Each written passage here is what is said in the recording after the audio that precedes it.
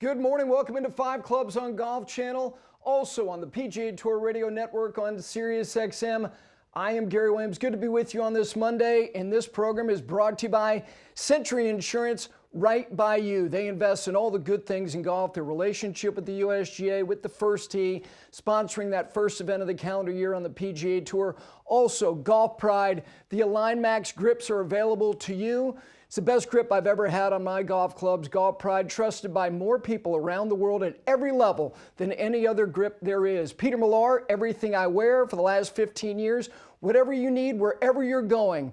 Luxury and style refined at Peter Millar. And then finally, Pinehurst Resort. I was there Friday and Saturday. What they have going on there is amazing. I toured the new cottages that are available to you. You can book them now. They're going to be available in May.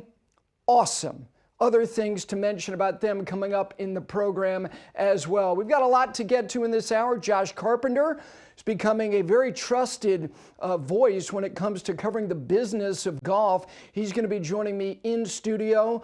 Much to get to with him. And also Patrick Peterson, who is a surefire Hall of Famer in the Pro Football Hall of Fame when he is eligible. He is newly retired in the last 18 months. He is part of a series of events that are going to be conducted starting about a month from now that are bringing together past and present NFL players. So I'm looking forward to chatting with him. This is somebody who has not just fallen in love with golf, he is totally obsessed, and he's also finding ways to give back. So I'm looking forward to a conversation with him as well.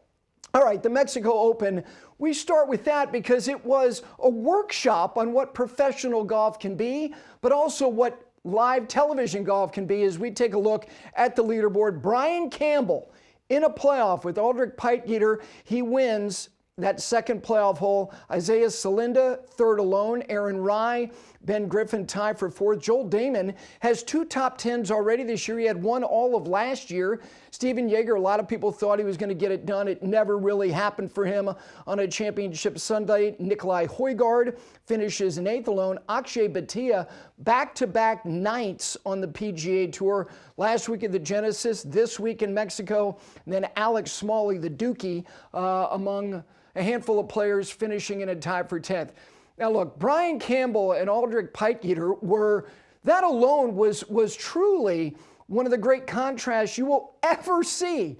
Now, I know a lot of people on social media were just bashing this final round for how poor the play was, and I'm going to give you my own perspective on that in a second.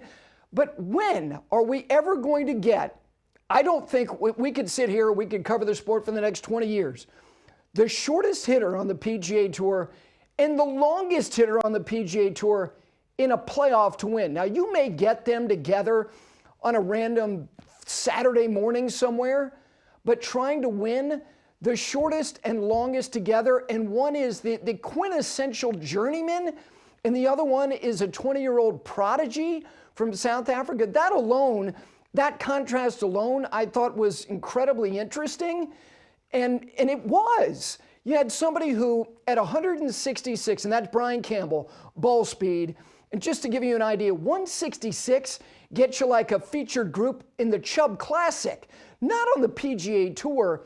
The fact that this guy, at 31 years of age, who had 159 starts on the Korn Ferry Tour and had made $1.18 million in those 159 starts, and yesterday he made 1.26.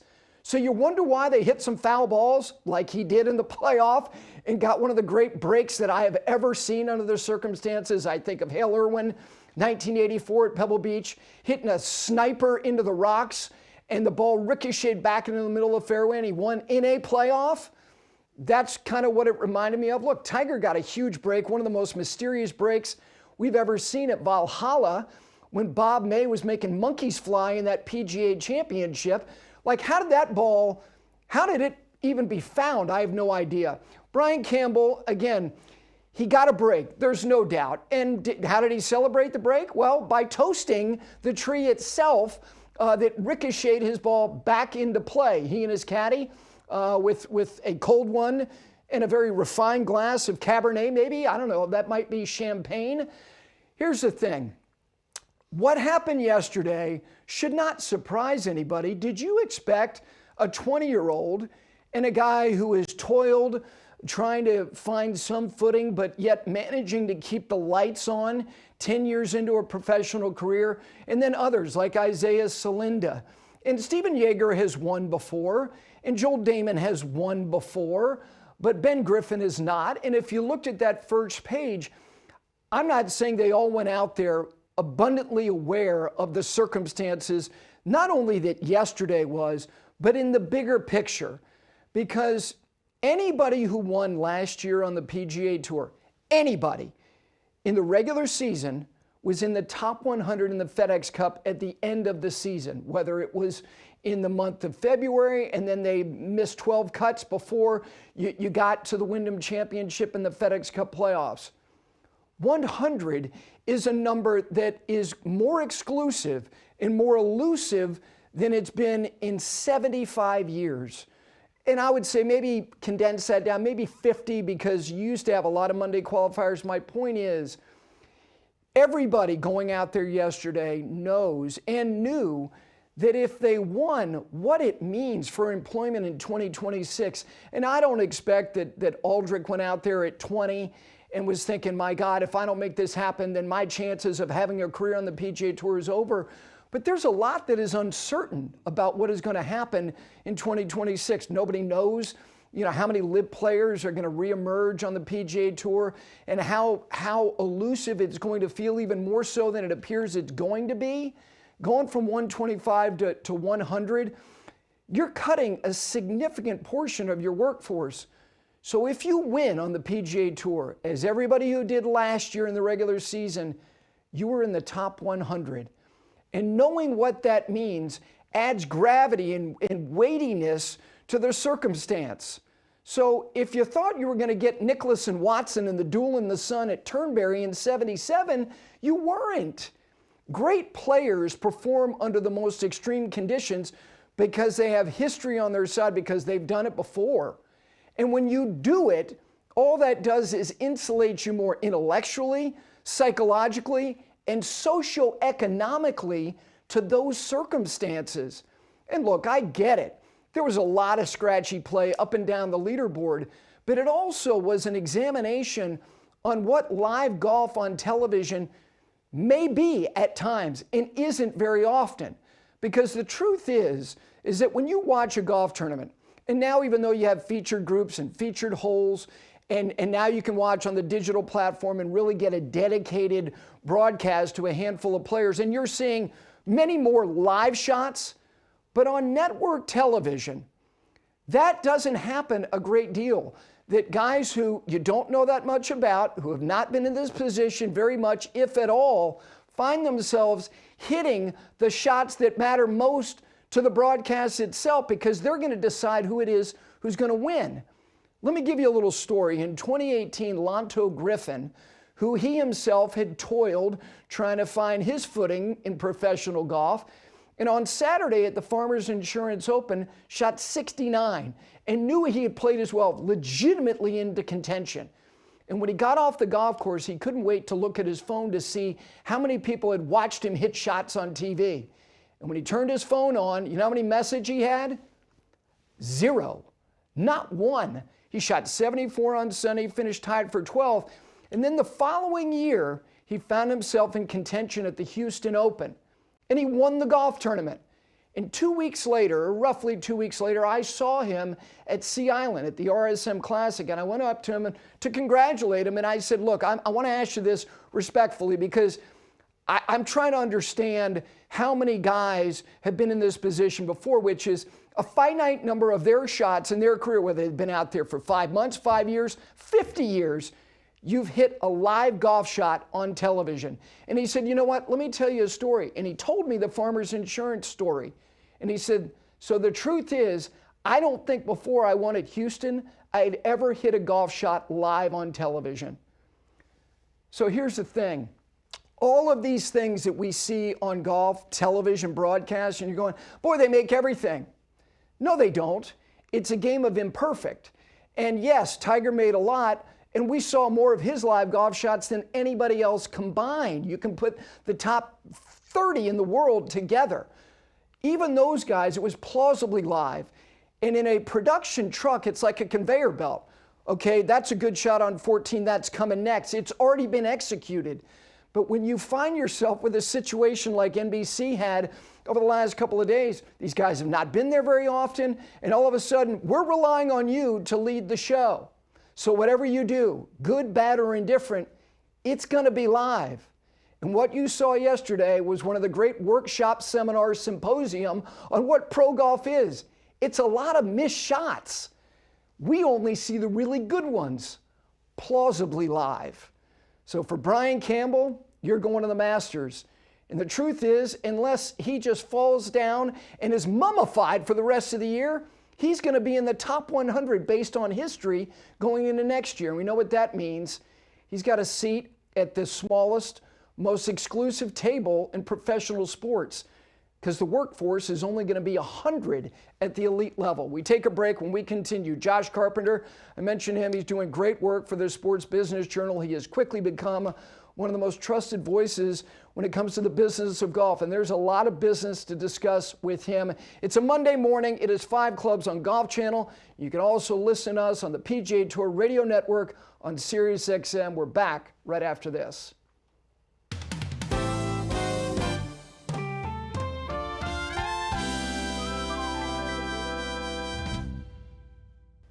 Welcome back into 5 Clubs on this Monday on Golf Channel. And again, you can listen to us on the PGA Tour Radio Network on Sirius XM. I mentioned his work. He is quickly becoming one of the most reliable voices when it comes to his information and his reporting on the business of golf. And there's a lot to discuss. I'm speaking of Josh Carpenter, the Sports Business Journal. Good morning. How are you? Good morning, Gary. It's great to be with you. Well, you know, you came in here literally with your hair on fire. Yeah, Not an easy commute, but thank you for making the time to come over. People are really leaning on you for information, and there's a lot going on. Let's start with LIV and the tour. The latest was the meeting that occurred in the White House last week, and then subsequently another release. And it's a release that is a whole lot of nothing. Yep. Why do you think the tour feels necessity to put out these press releases that are an update on, we're updating you that we're talking, but there's nothing substantive in these updates? There's an update that there's an update, right? Correct. I think maybe some of this stems from, the June 6th announcement a couple of years ago, when literally there were maybe 4 or 5 people who knew about this. Everyone was in the dark on this agreement, so maybe they feel like they need to be a little bit more transparent. Even with some of these statements, again, there was one 2 weeks ago, there was another one this past week that didn't really deliver much in terms of fans are saying, well, what does this mean? This is just saying that you've initiated a discussion. Well, what was the discussion a year and a half ago, 2 years ago when all this started? So yeah, I think maybe providing a little bit more transparency than that. Give us some details. Tell us what's happening. When are you meeting next? Right. Look, I respect the sensitivities of information as it pertains to the Department of Justice. I get all that, but these to me are pacifiers. You're trying to pacify an audience to some degree. The interesting part to me, one of the interesting parts, is the principles involved. If you look at the optics of who's involved, and now Adam Scott is part of these conversations, does any of that tell you anything? I mean, not really. Adam Scott's always been kind of an even-keeled guy. He's been around for 20 plus years now on tour, so he's someone that maybe other players lean on to have a calming effect maybe on talks. You put Tiger in there. Obviously, we all know about Tiger, right? Yep. So that speaks for itself.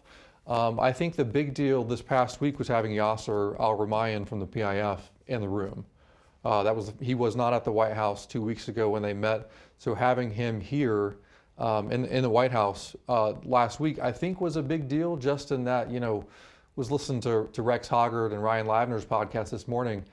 You don't oftentimes get 4 hours one-on-one with the President of the United States. Mm-hmm. So to have Yasser Al-Rumayyan there, to have President Trump dedicate that much time to trying to make this deal happen, I think says a lot. He wants to make this deal happen. In fact, I've been told he's tired of talking about it. He just wants to move on, make it happen.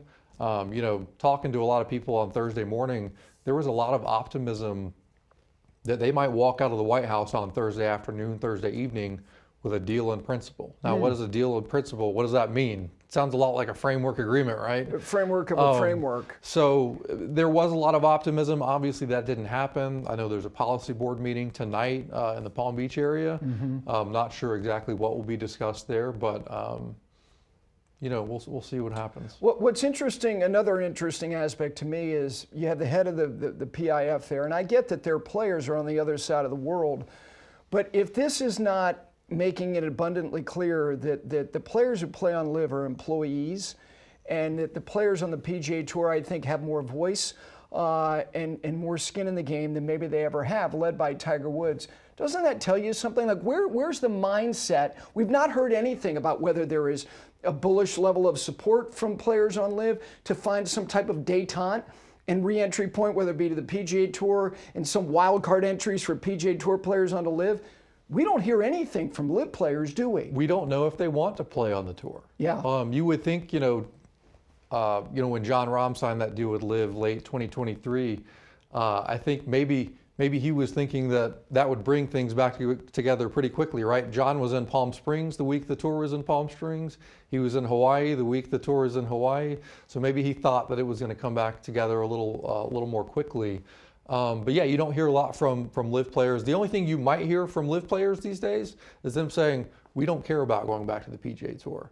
Or you hear some players like, I don't get the sense that Dustin Johnson is itching to come and play on the PGA Tour. Sergio Garcia, I don't get the feeling that he's like really beating down the door trying to get back on the PGA Tour. No, I'm with you on both of those individuals. With respect to the time and the time it's taken, Sally Jenkins wrote a scathing piece yesterday about the idea that why is the PGA Tour even doing this? Why do you feel the necessity to even need them? Many people believe there's just a few assets that can provide an infusion of interest on the PGA Tour, and whether that's a short-term solution or not. Do you think that the Tour has effectively, whether it was deliberate or not, slow-played LIV to where now some of these contracts are coming due, and maybe some of these guys have raked a big check, and it's like, okay, now I can come back and I've got the bag. Do you think that, again, whether it was deliberate or not, can wind up being an effective tool for them? They might have, and it's interesting to see how the talking points have kind of played out over the last year and a half of, well, LIV had the leverage, and now people are back to saying the Tour might have some leverage, right? I think the best thing for all involved is to just get a deal done, right? I mentioned to you before we came back, the first email that was sent between, I think his name was Roger Devlin, to Jimmy Dunn about meeting was in early December of 2022. And that's here we 2022. sit. This is 2025 we're sitting in. Right. So they've been talking 2.5 years, almost 2.5 years about making this happen. I told you before we came on the air, think about, the NHL lockout of 2004, 2005. Think about the changes to the game of hockey that happened. They eliminated the two-line pass. They changed the goalie equipment. Scoring went up. Games were cut by about 30 minutes each. And how did they get to that point? They locked everyone out. Obviously, golf's in a little bit of a different situation, but lock the players out. Right. That's how we're going to get a deal done. Tell them there's no PGA Tour golf. There's no majors. It's obviously not going to happen, but let's put something in front of these guys that say, this is going to happen if you don't come to this deal, if you don't bring these parties back together. You're a very reliable reporter, and I'm asking you to editorialize, but I'm doing it based on just your own intuition. I have thought this for weeks, that the players is going to be the platform, that they're going to make, whether it's leaked or not, some grand announcement, and they're going to co-opt the space, and they're going to give LIV that stage to say this is where it's happening, and understand that we'll drive it, but you're going to be an arm of this. What is your intuition tell you? You're saying around the Players' Championship in Yes, a few weeks? yes. Yeah, I mean, I could see that. Certainly that's the PGA Tour's biggest moment, right?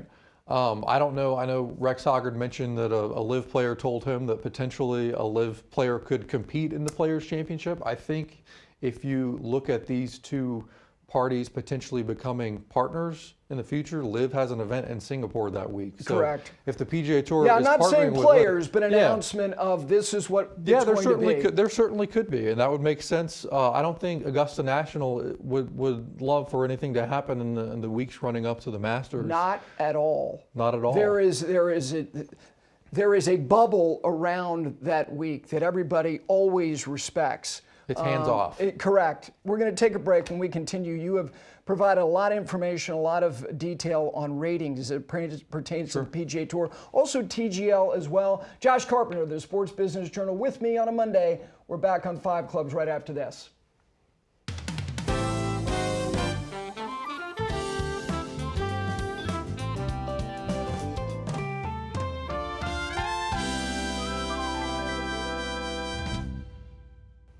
All right, back in on a Monday with Josh Carpenter of the Sports Business Journal. If you want to know what's going on in the industry business of golf, you should be following him. Let's get to some ratings, because I feel like you provide that information, that data as quickly or before anybody else. What do you think that the first 2 months now, we've got the entire West Coast swing, you include the 2 events in Hawaii. The first month was dreadful. It was not good, and it continued this more than season going back to 2024. But then the uptick. What's your assessment of the tour's ratings so far? My colleagues give me crap for using this term, but I would say it's been a mixed bag so far. We joke about that a lot at the office. The first few weeks, not great. I mean, I think the final round of the Amex was about 232,000 viewers, which on Golf Channel, smaller distribution than an NBC or a CBS. But that was kind of the height of the slow play, the 6-hour rounds and all that stuff. I think that first month of or I should say maybe the second month, they go out to Torrey Pines a couple times. You've got Pebble, 17% increase for CBS year over year. Now, 17%, I think CBS's season-long average last year was about 17% down. So naturally, with lower numbers last year, you're getting back to what it was about 2 years ago.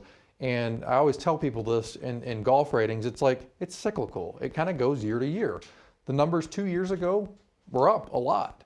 So, last year they leveled off a little bit, and they were down more, I think, than the tour would have anticipated. But this year you're starting to see those go back up. I think you've seen the signature event model maybe pay off a little bit on the West Coast.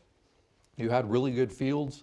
Obviously, they're always really good fields. Sure. But you had star winners with Rory at Pebble, with Ludwig last week, San Diego being, really one of the tour's top, 2 or 3 young stars, I would say. Yeah, no doubt. And you had Scheffler, who's hanging around. And that's the thing about this, is that I understand that there are misgivings about where the product is in terms of its presentation, commercial load, all of that. But my point has always been, okay, there are other reasons above and beyond people maybe saying, I'm done with you for now. I've moved on to something else that is satisfying me, whether it be YouTube golf or not. But signature series events are only as attractive as the stars who make their way into contention. And Rory McIlroy did that at Pebble Beach. If that is not the case, the number would have been what it is. And the Genesis, displaced to Torrey Pines, gets a rising young star, and the establishment star, who, by the way, was not at the Amex, where he was going to start his year at the Century. Right. So he's not there. He's not at the Amex. There are extenuating circumstances that people just don't want to acknowledge. I think there are a lot of extra things that can enhance a broadcast, that can enhance a TV rating. Like, you saw Justin Thomas's letter to the players. They want, more interviews. I love watching the drone tracers and all that. But it's wonderful. I get back to it. It is wonderful. Seller Shai has done a great job for CBS. Tommy Roy will see what he does in the coming weeks with NBC. Those things are all great and additive to a broadcast. But Gary, I was sitting there watching Pebble Beach a few weeks ago and just thinking, and it was like PGA Tour Live on Thursday morning, and thinking, this is about as good as it gets. And I was thinking, this is not that dissimilar to what we were seeing 5 years ago on PGA Tour Live. Maybe there are some more shot tracers and things like that, but you know what people like? They like stars playing on big courses with pretty views and converging and simultaneously. And history. Yes, converging simultaneously. And so, yes, you can add all these things in, the technology and the interviews on a boat like we had this past weekend in Mexico.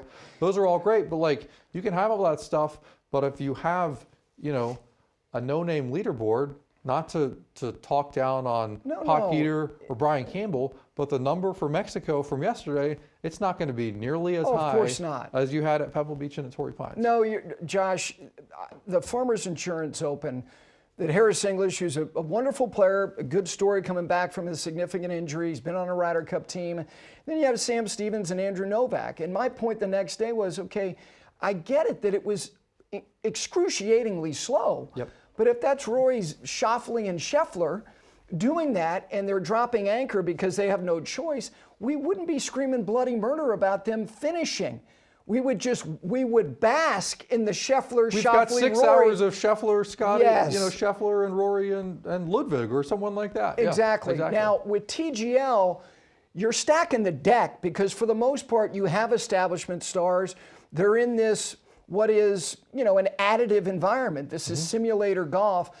What are you making of the ratings from the beginning of the year to present day of that product? Yeah, I mean, Mike McCarley, the founder of this league alongside Tiger and Rory, is a TV guy. Yep. He ran Golf Channel for many years, right? And so every single match that TGL has played to this point and will play the rest of their regular season has been scrutinized to the nth degree, right? Like that's in a certain window on a certain network for a reason. Last week they played their nighttime match last Tuesday or Monday, I think it was on ESPN2, right? You had Rory and I forget the other team there. Anyway, very compelling match, right? Did really well on TV from an entertainment perspective. That drew a smaller number. The reason that was on ESPN2, or what I think might be the reason, the match the other night, the comparable window last year was a pretty lowly rated women's basketball game. So TGL can come back and say, we got a viewership increase in that window on ESPN2. Similarly, early in the day, those windows were up against NHL games from last year. But so from a ratings perspective, they started out very strong, right? Over a million. Anything over a million, Yeah. drawing around 900,000. Those were all stacked again for various reasons. The first week you didn't have Rory or Tiger playing in that first week because of the novelty of the league, right? You were going to get If you're in golf, you're going to tune in and watch that. Yeah. So then week 2, I think you had Tiger. Correct. And then week 3 or 4, you had Rory coming, right? Right. So it's all planned out. I'll say like their match last Tuesday night, which had Tiger involved. We saw him hit the 100-yard shot when he had a 200-yard shot. Non-competitive match. Non-competitive match. Those numbers were a lot lower than Tiger's previous matches. So, but they've got some others, again, sprinkled throughout, the afternoons coming up to give. They have network deals in the UK, right? So some of those are in the afternoon in the US. Massive global distribution. So they can give their friends in the UK some primetime matches. Yeah. Listen, it's great to have you in here. I'm looking forward to leaning on you throughout the year because people like information like this. I know, the folks at Golf Central have been dialing your number. Thank you for making the time to come in here. I look forward to, again, doing it again. It's so good to be here with you, Gary, and seeing what you've built here. So happy for you. Thank you so much. Josh Carpenter of the Sports Business Journal. Follow him on his social handles. And again, you should subscribe to the Sports Business Journal. The information across all sports is second to none. We continue here. What I saw in golf, and also Patrick Peterson is going to join me as well. We're back right after this.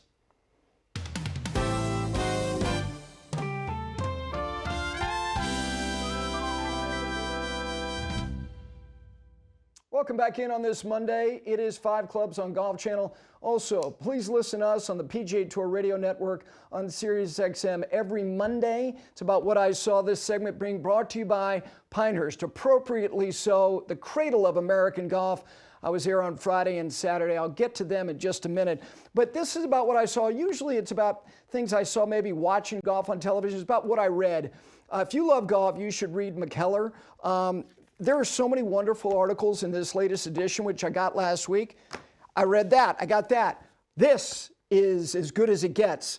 This is volume 31 of the Golfer's Journal. I haven't read one article because I'm going to savor it. I'm going to read one article each week for the next couple of weeks because you only get this quarterly. Tom Coyne, his great staff, that's that. And then finally, I bought this at the World Golf Hall of Fame. This is a beautiful commemorative book that I got at the World Golf Hall of Fame over the weekend about the history of the Walker Cup, which will be contested again later this year at Cypress Point.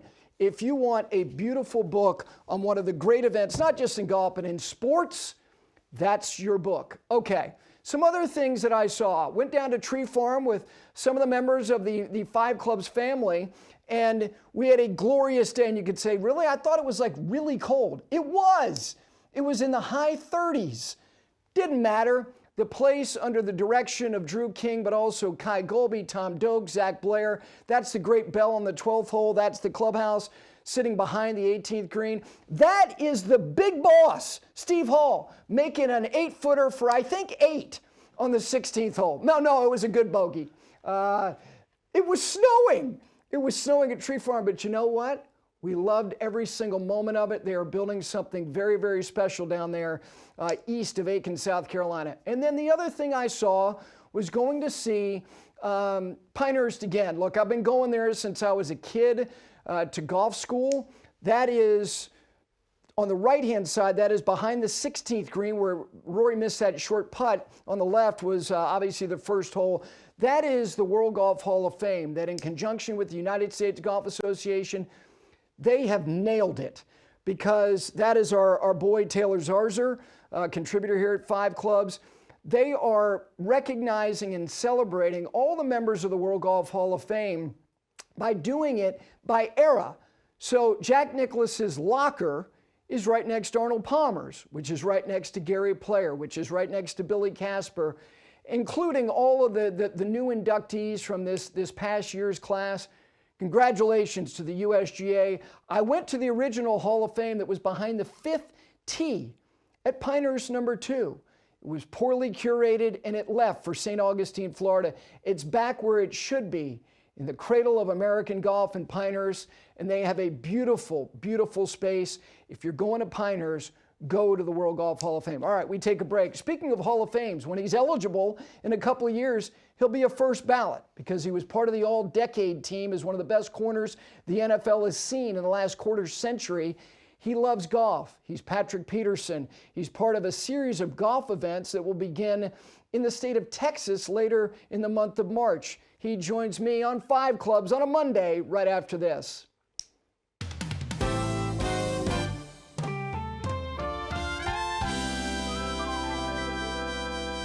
Welcome back into Five Clubs. We know with golf that your window to compete is longer than most sports, and that's what this conversation is going to be about. And this segment is brought to you by Peter Millar, Luxury and Style. They've been refining it for more than 2 decades. It's all I wear, and it's all I've worn for more than 15 years. Joining me now, he's got style. I've seen him on the golf course. He doesn't just haphazardly wake up and put on anything. One of the most stylish guys, and a guy who's going to be in the Pro Football Hall of Fame. He was on the all-decade team, 8-time Pro Bowler. I'm talking about Patrick Peterson, who's going to be part of the Pro. Patrick, look at you. Good morning. How you feeling?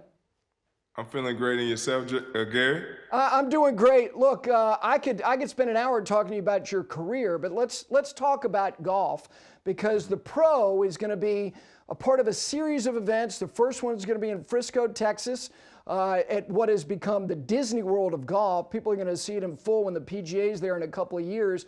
You're going to play the East Course there, March 21 to 23. I'll get to the details of that, but I want people to understand where it began for you. You came to golf a little bit later in life.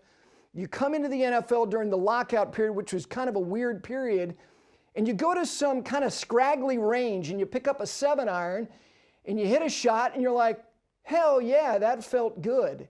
And your love affair began. Isn't that amazing that the game of golf grabbed you that quickly? Man, no doubt about it. And like you said, I kind of got into the game of golf a little bit late. I know we kind of got into the game of golf the same way, because I saw that you hit a shot on the driving range when you were 6 years old, and you kind of fell in love with the game then. But I wish I would have picked up the game way earlier. But for the most part, when I did pick up the game, the bug bit me. I was like, yes, this is what I want to do, because I knew it was going to be something that's going to be able to keep me competitive after I'm done with playing football. And the thing about it is, when I did pick up the game, it was only the kickers and the quarterbacks playing, golf. Now you got almost every position in the locker room playing golf. So I love to see how the golf game has evolved throughout the locker room to where now there's more than just a small group of guys playing. No, it's a good point. And again, you look at some of these celebrity events, you know, most of which are athletes. It's quarterbacks and kickers that have been competitive. But it's not just that. It's like you said, it's become broader in terms of who's interested in it. Patrick, your position as somebody who used to cover all sports and covered the NFL, the reaction time, the twitchiness that is required of what you did on an everyday basis at the most elite level is so different from the methodical nature of what golf is, where all you have is time to think. What is it about golf and that aspect of it that you like? I believe that's the part I love about the game of golf is the time that you have to think on certain shots, the time you have to think on how to get out of trouble, the time you have to think on, you know, what you think the greens are doing, or calibrating the greens, because we all know that, you know, if you play in one area of the country, when you go somewhere else, the greens and the contours are totally different. So now you have time to think about those type of things. So for me, I love the mental aspect of golf, because when I was playing football, that's what I loved about playing football as well. The preparation, watching film, understanding my opponent. So therefore, golf has kind of put me in that same perspective of understanding the course, you know, understanding when to take your medicine, understanding when to be aggressive, almost like a third down call. If it's third and 5, the team is on the plus 40, we trying to get them out of field goal range, we might want to send some pressure. Same thing on golf. When we come up to a par 4, it might be, you know, 315 yards, you know, downwind. It's a possibility I can drive the green, but therefore it might be bunkers all over the place. So therefore, I have to understand if is this the time for me to be aggressive, or is this the time for me to take my medicine, which is hitting a 7-iron, leaving myself out, you know, 95, between 105, 95 yards into the green to give myself a better opportunity of making birdie versus hitting my driver and God knows where it's going because I'm trying to drive the green. You know, Patrick, I was listening to an interview you did with Drew Stoltz and Colt Knost of the Subpart podcast. You were talking about your first experience at Augusta National at the old course. And the thing that got to me, Patrick, is it got to you. Going to those places penetrated you. I want you to share with people what it was like for you to not only play Augusta National for the first time, to birdie 1 and 2, to make 6 birdies in that round. That had to be overwhelming. Yeah, it really was. Just having the opportunity to go there. You know, you watch, you know, the Masters on television for so many years. Like you said, I picked up the game of golf a little bit late, so I started watching the Masters a little bit late in my lifetime.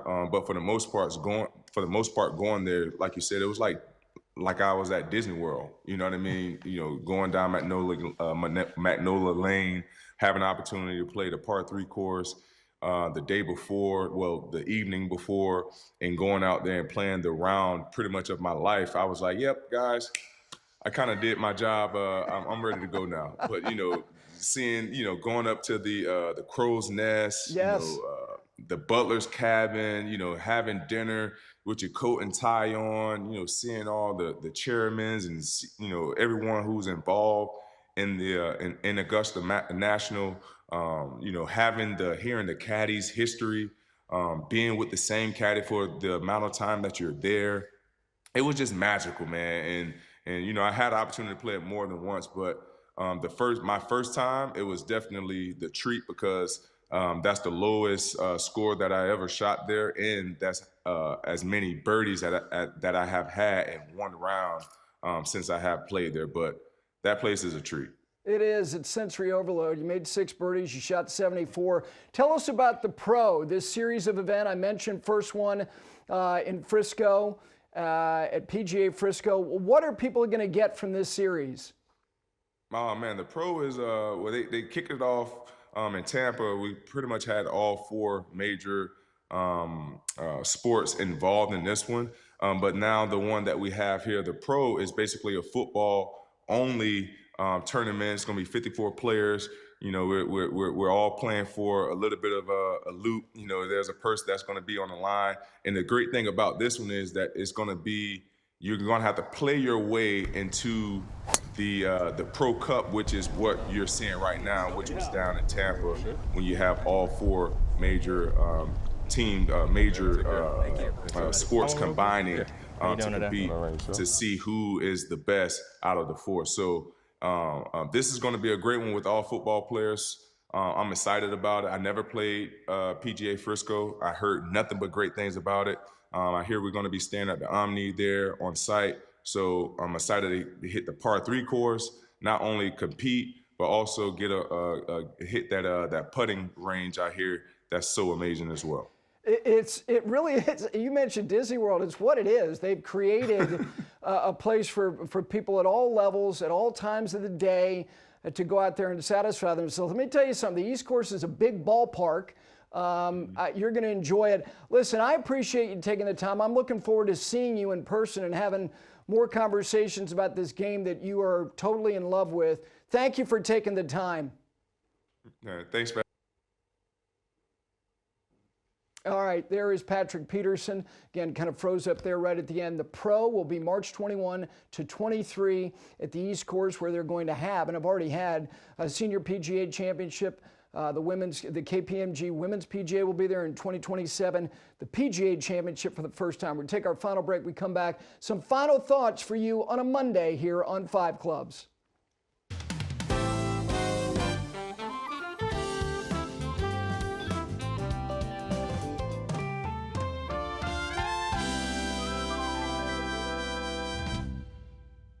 Back in, last couple minutes, Ryan Lavner, Rex Hoggard following us here on 5 Clubs with their show at 9 a.m. Eastern Time. Just one final thought about my experience over at Pinehurst this past weekend.